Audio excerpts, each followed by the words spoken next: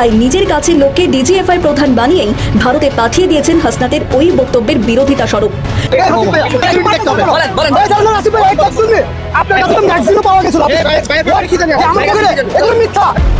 অবশেষে আওয়ামী লীগের মনের আশা পূরণ। সুখবর দিলেন আন্তর্জাতিক অপরাধ ট্রাইব্যুনালের নতুন চিফ প্রসিকিউটর। মার্চেই দেশে ফিরছেন শেখ হাসিনা। চূড়ান্তভাবে ফেসে গেলেন আসিফ মাহমুদ। এবার চাঞ্চল্যকর তথ্যটা যেটা এসেছে সেটা হচ্ছে যে আন্তর্জাতিক অপরাধ ট্রাইব্যুনালে চিফ প্রসিকিউটর নিজেই একটি মামলার রায় স্থগিত করার আবেদন করতে যাচ্ছেন এবং সেটা আজকেই ঘটবে। কেন হঠাৎ করে মামলার রায় স্থগিত করাতে চাইলেন বর্তমান চিফ প্রসিকিউটর? অবশেষে ধরা পড়ছে কি সন্ত্রাসী এবং চাঁদাবাদী এবং লুটপাটকারী উপদেষ্টা, শিশু উপদেষ্টা আসিফ মাহমুদ সজীব ভুঁইয়া। বাংলাদেশের রাজনীতির অন্দরমহলে আজ বড় এক কম্পন শুরু হয়ে গিয়েছে। আসিফকে রিমান্ডে নিয়ে গরম ডিমটা বিদায়। মির্জা ফখরুল ইসলাম আলমগীর তাদের উঠে দাঁড়াতে বলছেন। রাষ্ট্রপতি চুপ্পু দেহরক্ষীও তাদের উঠে দাঁড়াতে নির্দেশ দিচ্ছেন, কিন্তু জামাত এবং এনসিপির সংসদ সদস্যরা দাঁড়াতে অস্বীকার করেন। জাতীয় সঙ্গীত প্রায় শেষ হওয়ার মুখে, সেই সময় বিরোধী দলের সদস্যরা উঠে দাঁড়ালেন। ভিডিওর কিছু অংশ প্রথমে দেখে নিশ্চয়ই বুঝতে পেরেছেন ভিডিওটি খুবই গুরুত্বপূর্ণ হতে যাচ্ছে। আসলে কি হতে যাচ্ছে সেটি দেখতে ভিডিওটির সাথেই থাকুন। 2024 সালের ভয়াবহ বন্যার সময় সংগৃহীত ত্রাণের টাকার হিসাব নিয়ে ফের উত্তপ্ত হয়ে উঠেছে রাজনৈতিক অঙ্গন। এবার খোদ সাবেক অন্তর্বর্তীকালীন সরকারের উপদেষ্টা এবং জাতীয় নাগরিক কমিটির এনসিপির নেতা আসিফ মাহমুদ সজীব ভুঁইয়াকে ঘিরে এক নজিরবিহীন ও অপমানজনক পরিস্থিতি তৈরি হয়েছে। সম্প্রতি ঈদ উল ফিতর উপলক্ষে এনসিপির এক সংবাদ সম্মেলনে এই লঙ্কা কাণ্ড ঘটে।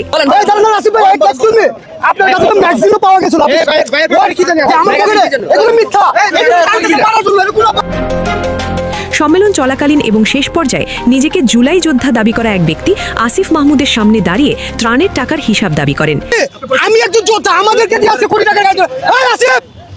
আসিফ মাহমুদ।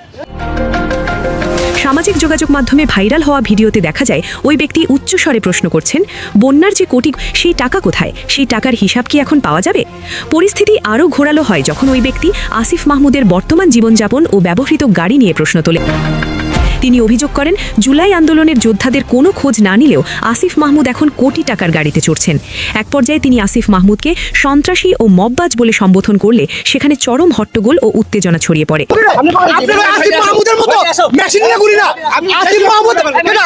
আসিফ মাহমুদের কাছে কি আছে? ম্যাট্রিকে 47 আছে, ও তো সন্ত্রাস মিয়া, ও তো সন্ত্রাস ভাই, ও তো মববাজ মিয়া, চাঁদাবাজ। ঘটনার সময় আসিফ মাহমুদকে বিমর্ষ ও নিশ্চুপ বসে থাকতে দেখা যায় এবং পরবর্তীতে তিনি কোনো উত্তর না দিয়েই স্থান ত্যাগ করেন। 2024 সালে ফেনী সহ দেশের পূর্বাঞ্চলে ভয়াবহ বন্যার সময় বৈষম্য বিরোধী ছাত্র আন্দোলনের ডাকে টিএসসিতে সাধারণ মানুষ স্বতঃস্ফূর্তভাবে কোটি কোটি টাকা দান করেছিল, কিন্তু সেই টাকা সরাসরি ক্ষতিগ্রস্তদের মাঝে বিতরণ না করে সরকারি ফান্ডে জমা দেওয়া নিয়ে শুরু থেকেই বিতর্ক ছিল। মানুষ ছাত্র নেতাদের টাকা দিয়েছিল যাতে দ্রুত ত্রাণ পৌঁছায়, কিন্তু কেন সেই টাকা সরকারি দপ্তরে অলস পড়ে থাকলো বা অন্য খাতে গেল? হাসনাত আব্দুল্লাহ বা সার্জিস আলমের মতো নেতারা এর আগে বলেছে ব্যক্তিগতভাবে এত টাকা ডিস্ট্রিবিউশন করা সম্ভব নয় বলে তারা তা সরকারি মন্ত্রণালয়ে জমা দিয়েছেন। তবে সাধারণ মানুষের দাবি, স্বেচ্ছাসেবীর অভাব না থাকা সত্ত্বেও কেন মাঠ পর্যায়ে কাজ না করে টাকাগুলো আটকে রাখা হলো? বেসরকারি প্রতিষ্ঠানের মাধ্যমে অডিট বা হিসাব বলা হলেও সাধারণ মানুষের মধ্যে সেই স্বচ্ছতা নিয়ে গভীর সন্দেহ রয়েছে।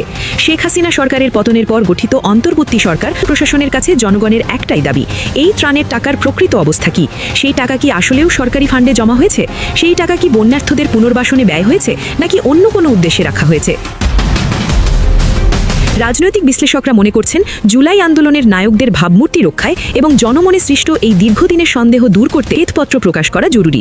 অন্যথায় ত্রাণের টাকা তছরূপের এই আসিফ মাহমুদ সহ অন্যান্য ছাত্র নেতাদের রাজনৈতিক কেরিয়ারে এক বড় কলঙ্ক হয়ে থাকবে। এই ব্যাপার হঠাৎ করে 40 থেকে 55 ভেতরে নেতা নির্বাচন করতে, 40 থেকে 55 কাদেরকে বা কিভাবে এইসব নেতা নির্বাচন করবে? ছাত্রলীগ, যুবলীগ, শ্রমিক লীগ সব কি এইভাবে হবে? না। ছাত্রলীগের ব্যাপারটা ছাত্রত্ব বলতে পিওর ছাত্রত্ব যাদের 26 বছর 27 বছর পর্যন্ত ছাত্রলীগের নেতৃত্ব দিতে পারে, সেটাতে কোনো বাধা বিপত্তি নেই। কারণ হচ্ছে একটা ছেলে 15 থেকে 17 বছরের ভিতরে ম্যাট্রিক এবং আপনার 19 থেকে 20-এর ভিতরে ইন্টার, এরপরে যদি অনার্স মাস্টার্স করে সেটা 5 থেকে 7 বছর লাগে, সুতরাং 27 বছর পর্যন্ত ওয়েল অ্যান্ড গুড, কোনো প্রবলেম নেই। ত্রয়োদশ জাতীয় সংসদের অধিবেশন বসেছিল গত 12ই মার্চ। প্রথম দিন সংসদ সাক্ষী থাকলো নানা ঘটনা প্রবাহের। বিউগলে বাজছিল জাতীয় সঙ্গীত। নিয়ম অনুযায়ী জাতীয় সঙ্গীত বাজলে উঠে দাঁড়াতে হয়। এই নিয়ম সব দেশেই প্রযোজ্য। বাংলাদেশের জাতীয় সংসদের অধিবেশন শুরু হলে দেখা যায় জামাত এবং এনসিপির সংসদ সদস্যরা আসনে বসে রয়েছেন। মির্জা ফখরুল ইসলাম আলমগীর তাদের উঠে দাঁড়াতে বলছেন। রাষ্ট্রপতি চুপ্পু দেহরক্ষীও তাদের উঠে দাঁড়াতে নির্দেশ দিচ্ছেন, কিন্তু জামাত এবং এনসিপির সংসদ সদস্যরা দাঁড়াতে অস্বীকার করেন। জাতীয় সঙ্গীত প্রায় শেষ হওয়ার মুখে, সেই সময় বিরোধী দলের সদস্যরা উঠে দাঁড়ালেন। এখানেই শেষ নয়, রাষ্ট্রপতি শাহাবুদ্দিন চুপ্পু যখন ভাষণ দিচ্ছিলেন সেই সময় তাদের দেখা গেল স্লোগান দিতে।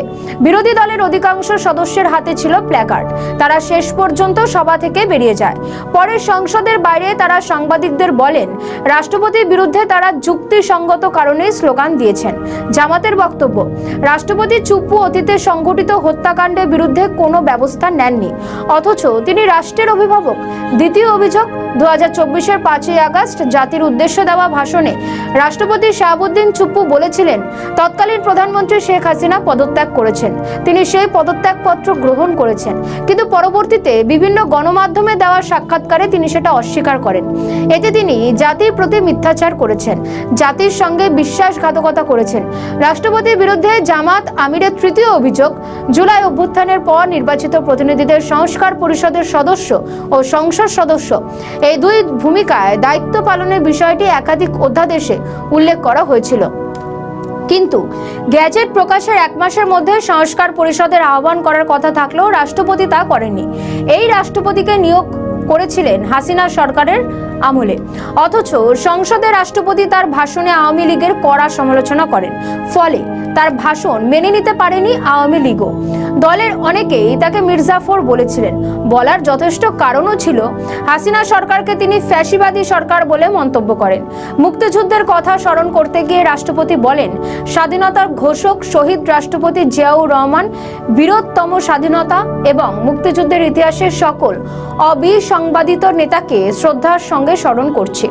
রাজনৈতিক বিশ্লেষকেরা বলছেন রাষ্ট্রপতি যদি কেবল বলতেন মুক্তিযুদ্ধের যত নেতা আছেন তাদের প্রত্যেককে তিনি স্মরণ করছেন, শ্রদ্ধা নিবেদন করছেন, তাহলে এত বিতর্ক তৈরি হতো না। কিন্তু তিনি জিয়াউর রহমানের নাম আলাদা করে স্মরণ করায় বিতর্ক তৈরি হয়েছে ঠিক সেখানে। প্রশ্ন উঠছে, মুক্তিযুদ্ধের নেতা কি একা জিয়াউর রহমান?